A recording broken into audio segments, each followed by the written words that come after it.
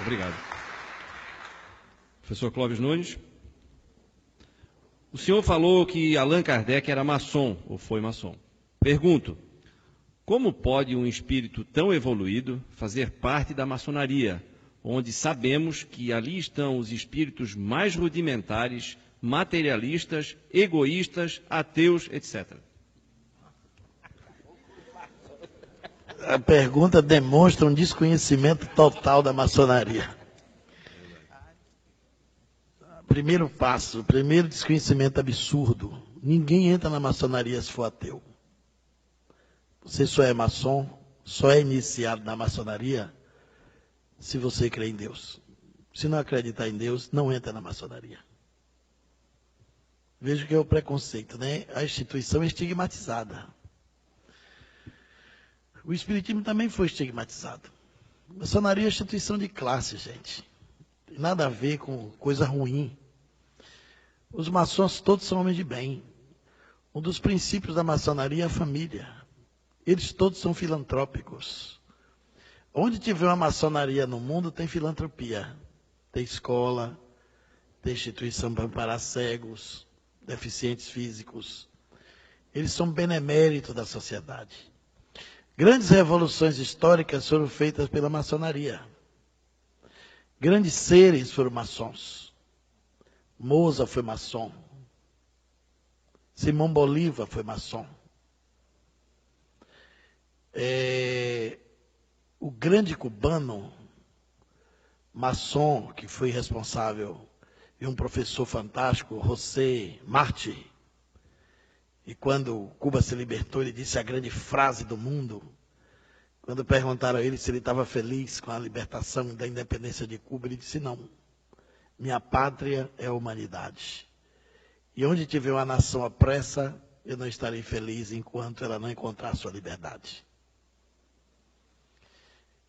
Andrada, o responsável pela Inconfidência Mineira, foi maçom. Leon Denis, o grande filósofo espírita, foi maçom até a sua morte. No Brasil, tem milhares de espíritas maçons. Muitos maçons. A maçonaria é a reunião, um encontro que reúne as diferenças. Tem católicos, protestantes, muito poucos, mas tem, espíritas, tem padres maçons ativos, empresários, tem judeus, maçons.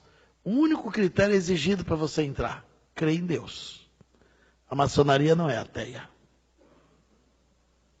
Então, isso é um mero preconceito. Allan Kardec foi maçom antes de ser espírita. O fato é que antigamente no século XIX, aí vai o período da cultura, os maçons tinham um codinome. Eles tinham um pseudônimo. E não se apresentava com o nome original. Do mesmo jeito que Dom Pedro I foi maçom, e a maçonaria foi responsável pela independência do Brasil, foi tudo arquitetado lá, como a Revolução também da Bolívia e outros grandes feitos da humanidade, foram conspirados na maçonaria. Tiradentes foi maçom. Tomás Antônio Gonzaga foi maçom. A Inconfidência Mineira toda foi maçônica. Então tem muitas coisas maravilhosas da maçonaria. E o grau 9º da maçonaria é um grau esotérico, onde se tem muito de espiritualidade. Eu não sou maçom, mas conheço a instituição. E fui numa loja maçônica em Curitiba, convidado para uma palestra. Uma loja belíssima, onde eu vi um dos poemas mais incríveis, em uma mesa de granito preto,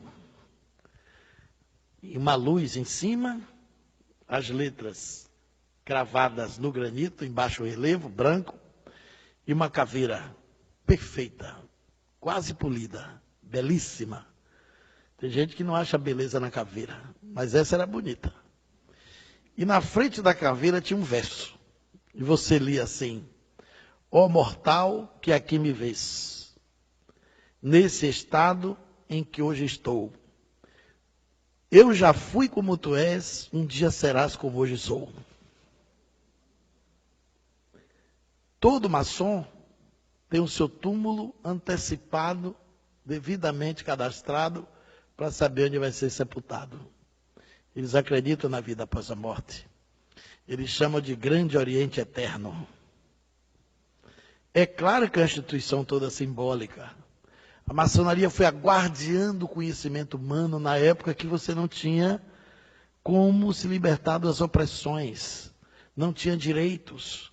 Ela foi a instituição que guardou direitos, que garantiu a defesa das pátrias, os direitos civis, garantiu muita coisa útil.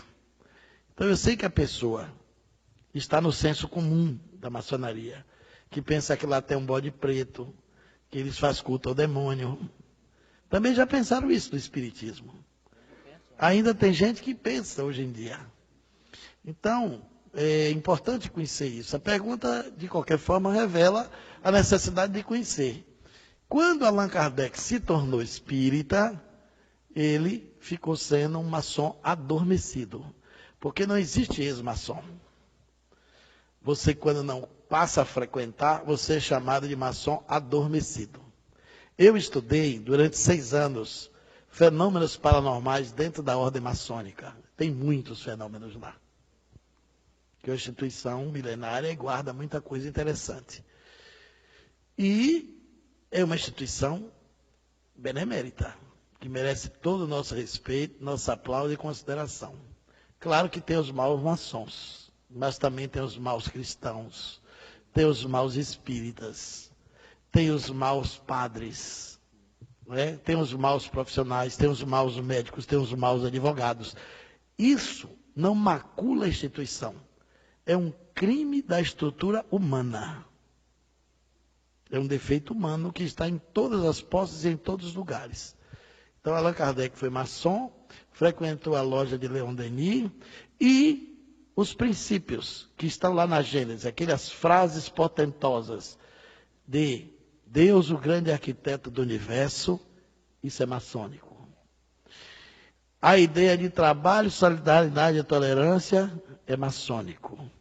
O princípio, o lábaro da Revolução Francesa, de igualdade, liberdade e fraternidade, é maçônico. Vem da maçonaria. Eles trouxeram e Allan Kardec incorporou.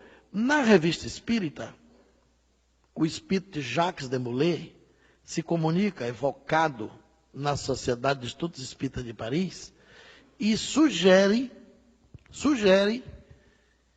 que o espiritismo faça uma aliança com a franco-maçonaria francesa e com a maçonaria europeia para expandir a doutrina na divulgação pelo mundo.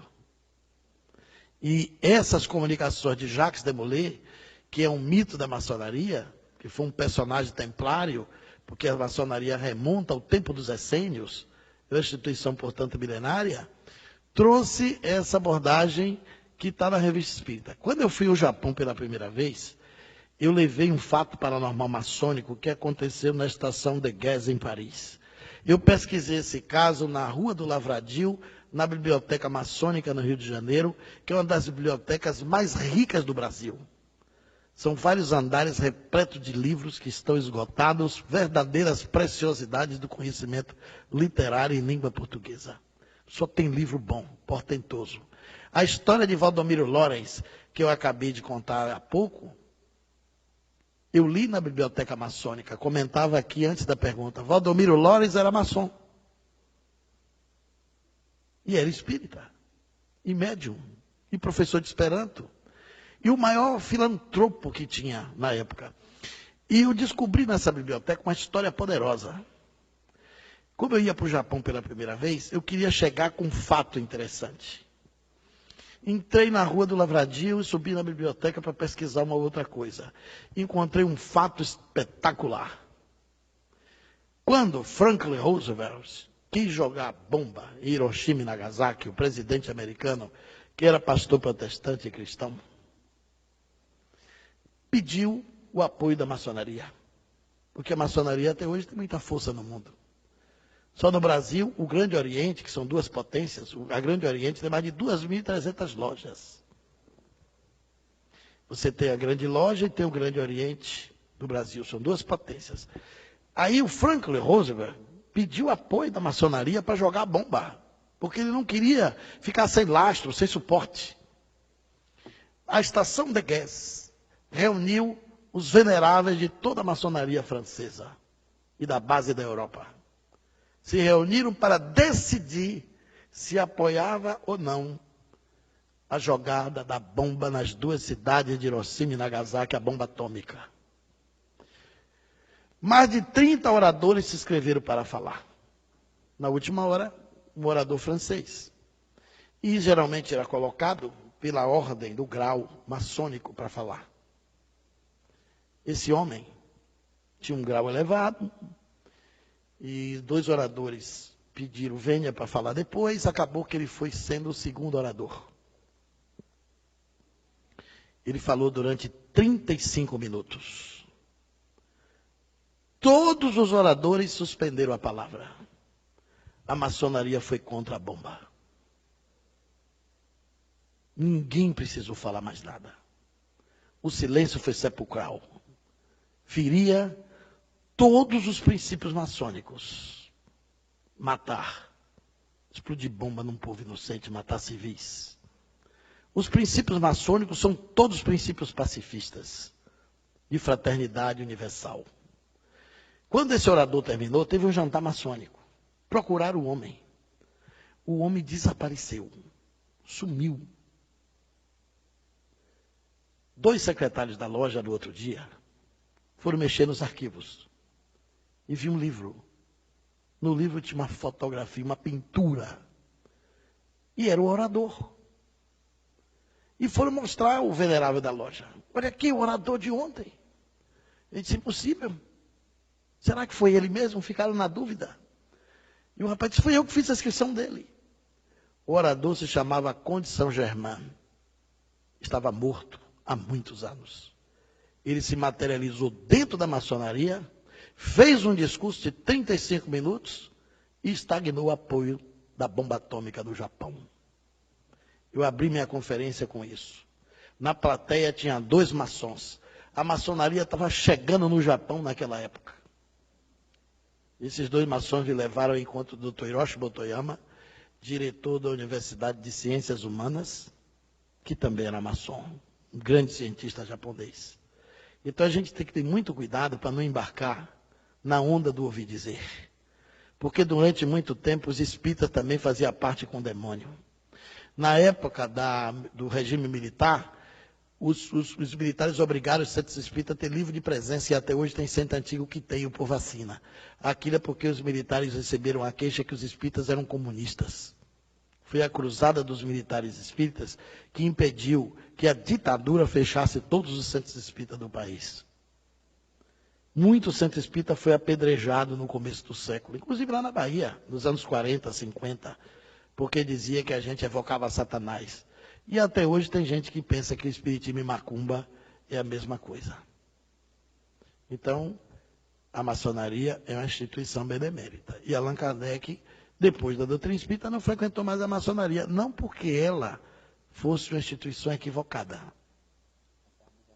mas por causa dos afazeres, das obrigações, ou porque no espiritismo ele se descumpriu do dever de seguir os símbolos. E a maçonaria tem rituais, tem símbolos, tem paramento. O espiritismo não tem símbolo, não tem paramento, não tem nenhum tipo de ritual, não tem hierarquia, não tem rituais. Começou a ficar incompatível com a doutrina mais elevada, mais alta que ele percebia com a filosofia e as suas pesquisas com o conhecimento espírita. Desculpe eu ter avançado na hora, mas eu roubei 30 segundos de Zé, 1 minuto do professor e os 15 segundos dele que ficou para trás.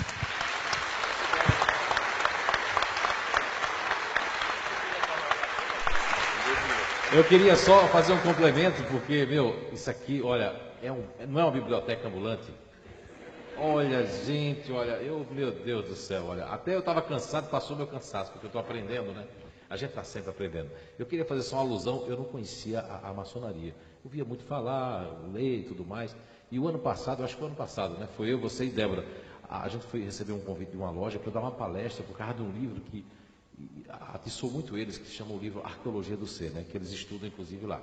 E nós fomos convidados a uma palestra e tudo mais, tinha que ser convidado, foi o pessoal. E eu tinha uma curiosidade muito grande, né? Olha, acreditem que lá eu dei uma das melhores palestras da minha vida, não foi?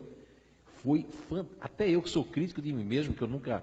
Foi um negócio fantástico, a energia. Meu, aquilo ali, aquelas pessoas estudando, eles estudam. Eu não vi nem bode preto que me disseram. Não é? Eu não vi ninguém dizendo que tinha que matar uma pessoa, pelo menos por mês, né? Não é? Desencarnou ninguém. Não tem nada disso, é tudo que o professor Cláudio falou e eu me senti muito bem lá. Isso é uma grande verdade, mas é um mito que as pessoas criam, não é? Eu tenho um irmão meu que é evangélico, que ele diz que a maçonaria é coisa do demônio, do diabo. Nem sabe que a maçonaria faz tanto bem, né? Às vezes até os próprios evangélicos, né? Foi muito bom. Bem, eu também já fiz diversas, né, repetindo, palestras de maçonaria. Venho de uma família maçom, meu pai é maçom, fui dirigente de maçonaria no Grande Oriente, e também nunca vi na minha casa nada que fosse bode preto, né? Aliás, na realidade, o bode preto já é expiatório mesmo, viu? Eu não poderia ser ingrato com a maçonaria. Eu recebi já inúmeros convites na minha vida para ser maçom, mas devido à questão da seriedade que representa, eu convivi 35 anos com um maçom, grau 33, foi diretor de loja. Eles não chamam as esposas dos amigos, eles chamam de cunhadas.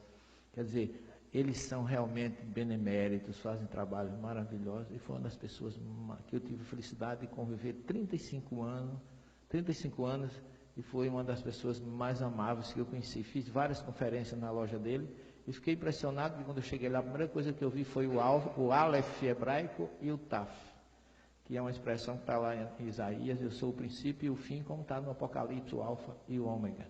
E ele escultua também a Arão, irmão de Moisés, que é o representante da espiritualidade no judaísmo. Então é uma instituição que, até onde eu conheço, muito séria, muito respeitável, e que nós espíritas jamais poderemos pensar ou ter esse pensamento da maçonaria.